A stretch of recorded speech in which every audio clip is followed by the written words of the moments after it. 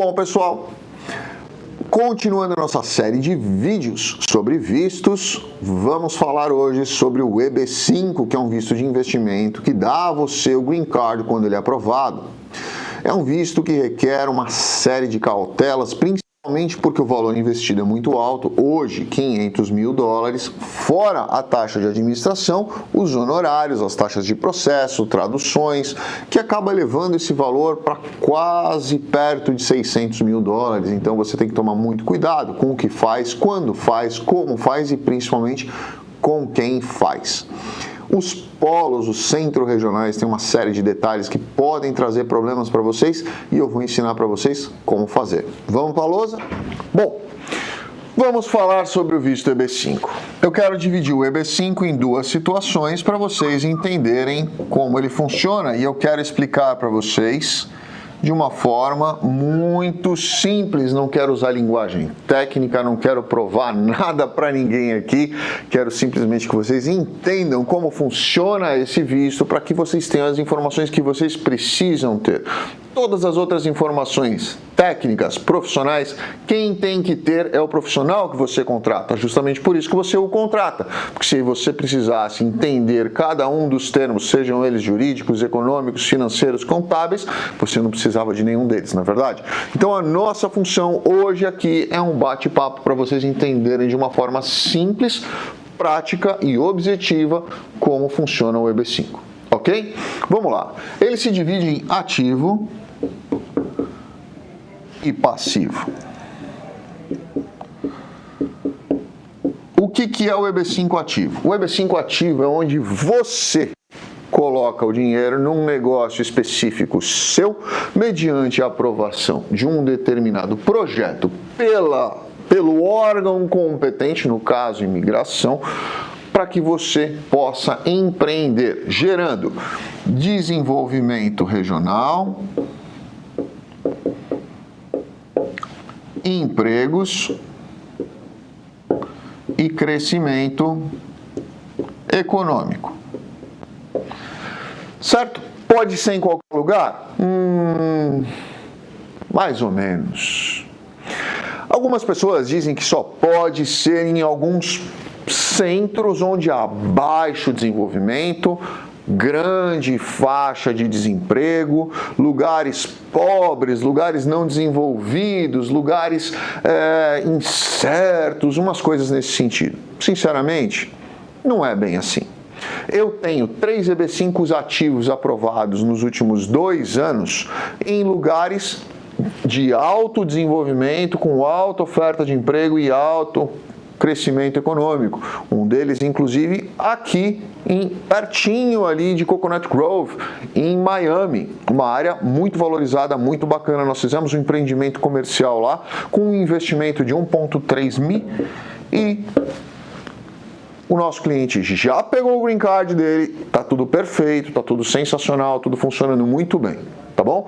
Então é assim, mais ou menos, cada caso é um caso, ele precisa ser analisado, precisa ser avaliado, o projeto precisa ser avaliado, precisa ver se realmente vai somar naquela região, a gente estreitar aí um relacionamento eventual com a prefeitura para que o prefeito diga realmente se, olha, esse empreendimento nessa área vai funcionar, vai gerar desenvolvimento que a gente quer, a cidade tem interesse nesse empreendimento, nesse determinado local, é importante ter isso? Bacana. Temos aí um sinalizador positivo para aquele projeto. Quer dizer que esse é o principal, o único e o melhor de todos? Claro que não. Né? A gente tem uma série de outros fatores, mas esse é um deles que pode te direcionar. Quantos empregos? 10 empregos no mínimo. Tá? Lembrem disso. Isso é um número que vocês têm que ter na cabeça. Estamos falando do EB5 ativo, cujo valor é sempre mais do que $1 milhão. Certo? Encerrado o EB5 ativo, onde você pode colocar o seu dinheiro aonde você quiser no seu negócio, desde que esse negócio tenha essas características, um business seu, o dinheiro é seu, a gestão é sua, o Green Card vai para você, o responsável pelo projeto é você, são coisas totalmente desatreladas de qualquer fundo de investimento, de qualquer projeto de terceiros, de qualquer gestão passiva, ou seja, você não participa ativamente da gestão do negócio, da administração, você não faz parte, ok? Este daqui é o ativo, é o contrário do passivo. Vamos falar sobre o passivo. Lembrem, o ativo, o valor mínimo de investimento é de $1 milhão, certo? Vamos para o passivo. Passivo.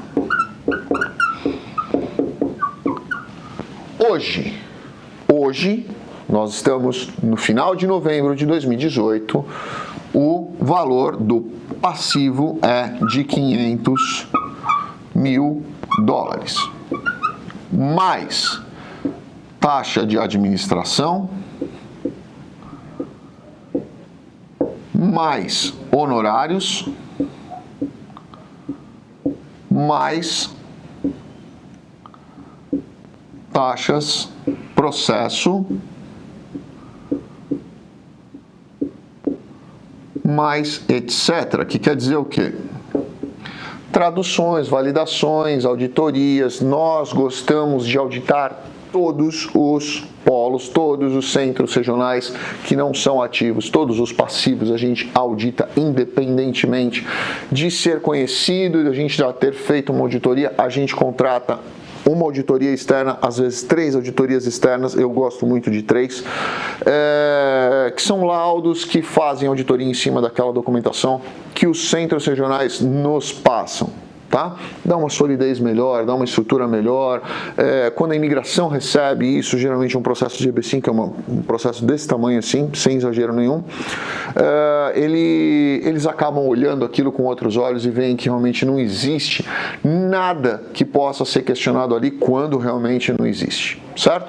Um polo sério, isso aqui fica em torno aí de, mais ou menos, hoje, mais ou menos, em torno de 580 mil, mais ou menos, tá? Obviamente, cada escritório tem o seu procedimento, cada escritório tem a sua forma de agir, quer dizer que alguém que cobre menos é menos competente do que o outro? Não necessariamente, tá? Não é bem assim que funciona. Nós gostamos de fazer auditorias em cima dos centros. Então, obviamente, na hora que a gente terceiriza essa auditoria, acaba ficando um pouco mais caro o procedimento. É necessário isso? Não, mas é mais seguro. Eu gosto de fazer. Quando você está investindo $580 mil num determinado processo ou num determinado investimento, eu gosto de me acautelar para que você tenha o máximo de segurança no que você está fazendo. Vai do procedimento de cada um, né? Eu respeito o procedimento dos outros, acho que realmente é válido. Existem pessoas que trabalham com isso há muito tempo, são extremamente qualificadas, outros nem tanto.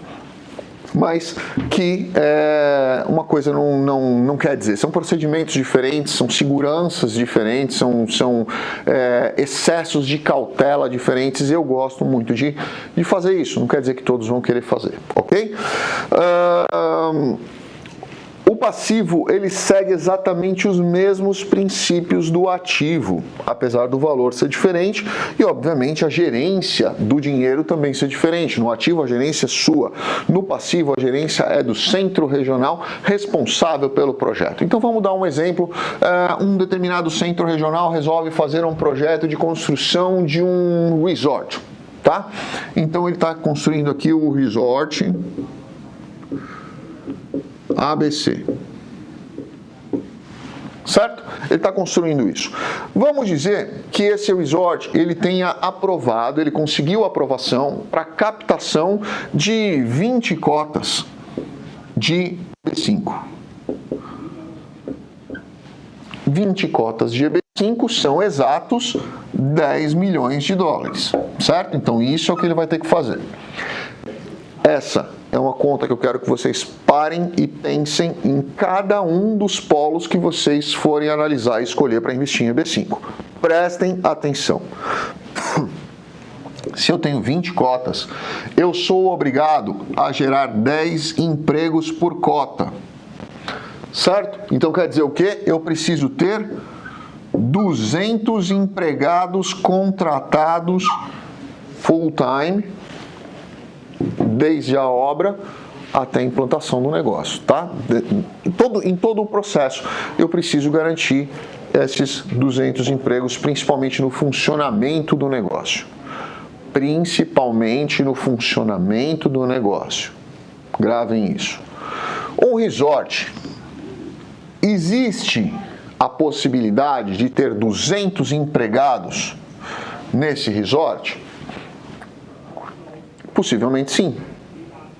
Quando você coloca pessoal de manutenção de jardim, piscina, garagem, manobristas, pessoal de recepção, os carregadores de mala, assessorista, arrumadeira de cama, faxina, manutenção, lavagem de roupa de cama, restaurante, é capaz que chegue a 200, sim, né? Então esse é um projeto que possivelmente está bem estruturado.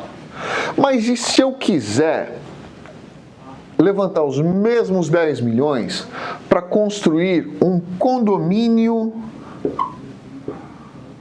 de casas? Vai funcionar?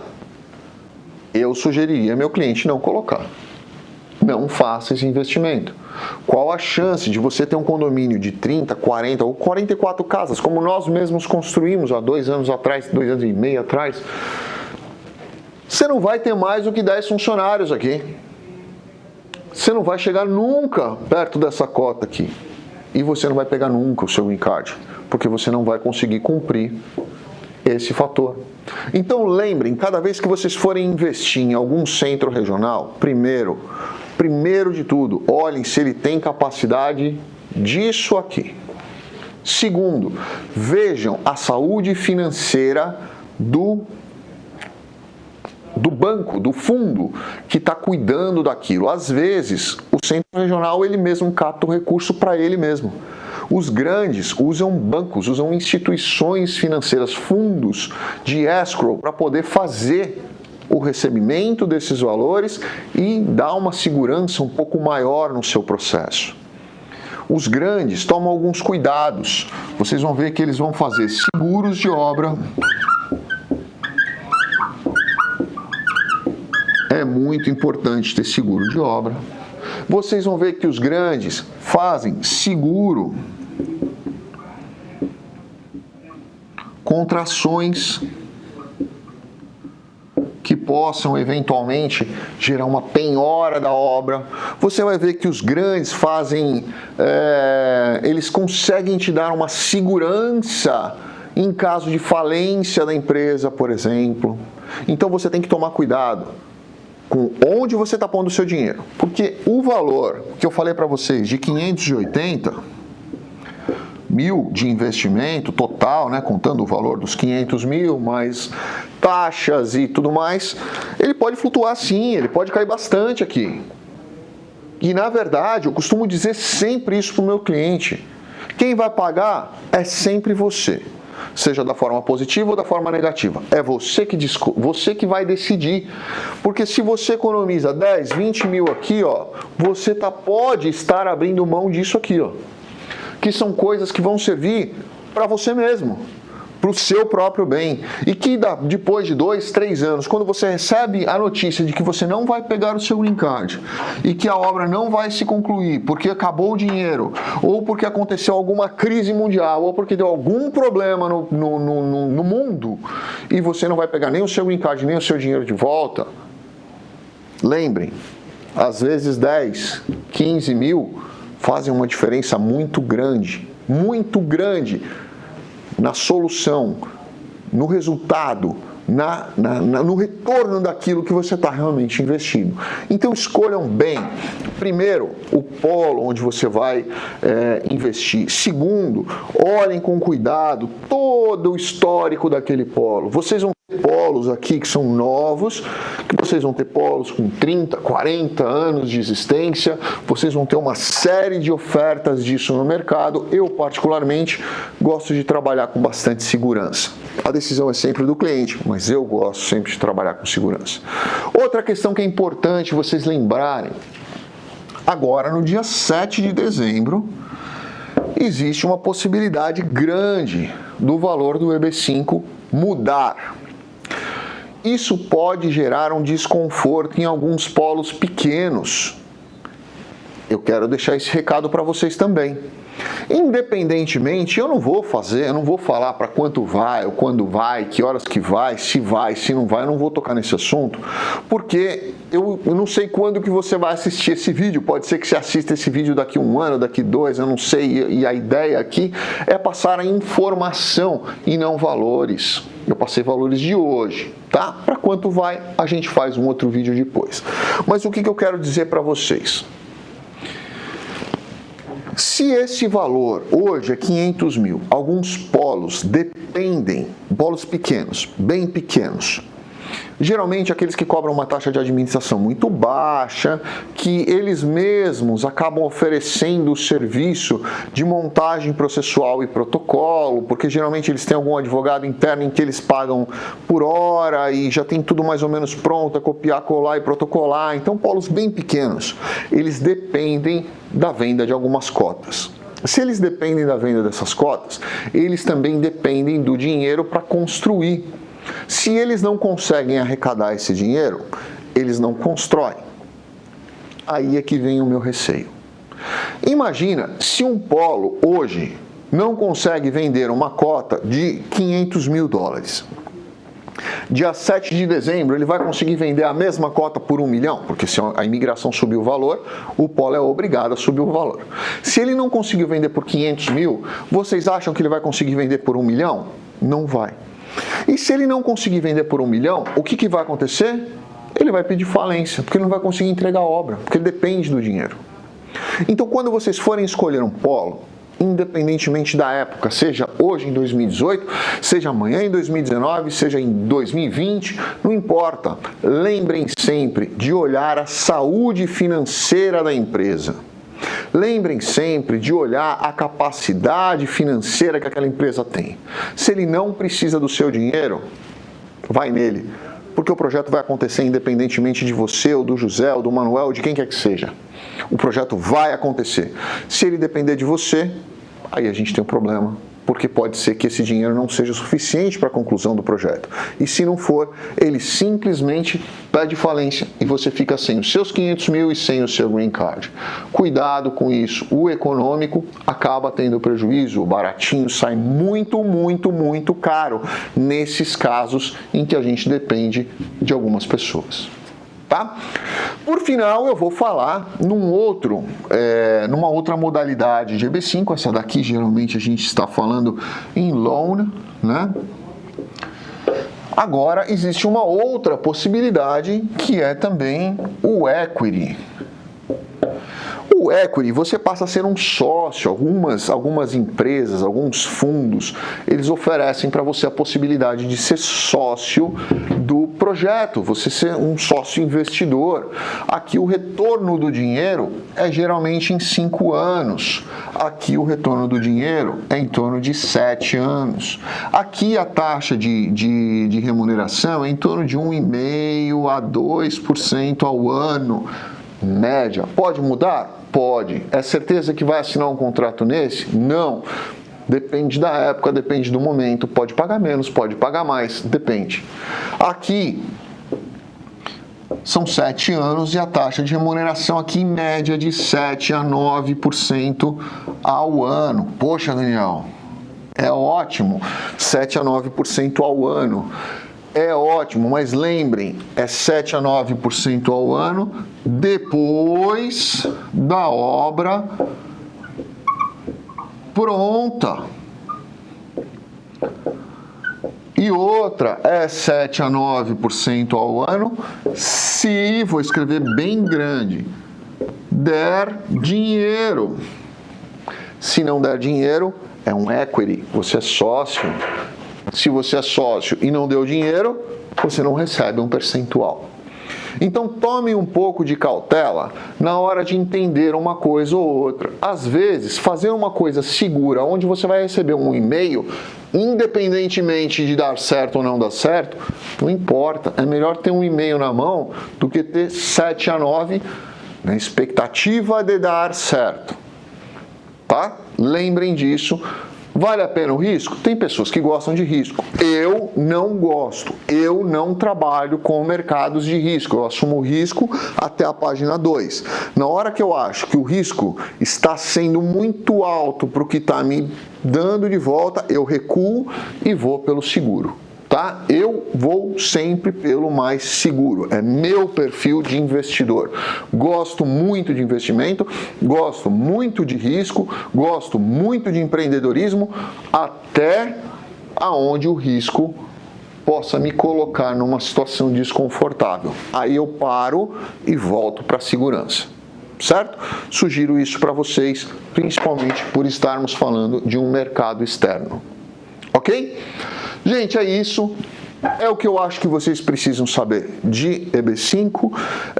O EB5 geralmente demora de 18 a 24 meses para sair.